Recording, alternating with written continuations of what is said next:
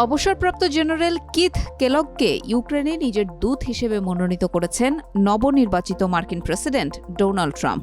General Keith Kellogg কট্টর Trump সমর্থক হিসেবে পরিচিত। তার উপর ২.৫ বছরের রুশ আগ্রাসনের ইতি টানার দায়িত্ব দিয়েছেন ট্রাম্প। বার্তা সংস্থা এএফপির প্রতিবেদনে বলা হয়, ট্রাম্প তার নির্বাচনী প্রচারণায় ইউক্রেন যুদ্ধের দ্রুত সমাপ্তির অঙ্গীকার করেছিলেন এবং তিনি দ্রুত ইউক্রেনের প্রেসিডেন্ট ভলোদিমির জেলেনস্কি এবং রাশিয়ার প্রেসিডেন্ট ভ্লাদিমির পুতিনের মধ্যে একটি যুদ্ধবিরতি চুক্তিতে মধ্যস্থতা করারও প্রতিশ্রুতি দিয়েছেন।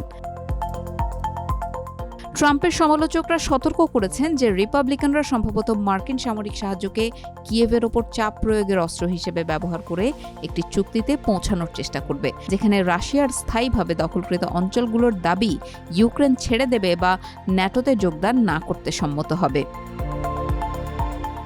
ট্রাম্প সোশ্যাল মিডিয়ায় এক বিবৃতিতে বলেছেন, প্রেসিডেন্টের সহকারী এবং ইউক্রেন ও রাশিয়ার জন্য বিশেষ দূত হিসেবে দায়িত্ব পালনের জন্য জেনারেল কিথ কেলগকে মনোনীত করতে পেরে আমি খুবই আনন্দিত।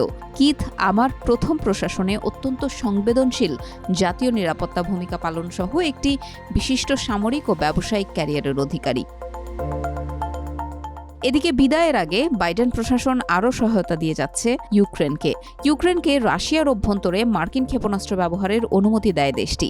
এরপর আমেরিকার তরফ থেকে স্থলমাইন ব্যবহারেরও অনুমোদন পায় ইউক্রেন। ২.৫ বছরের বেশি চলা এই যুদ্ধে শুরু থেকেই যুক্তরাষ্ট্রসহ পশ্চিমা মিত্রদের সহায়তা পেয়ে আসছে ইউক্রেন।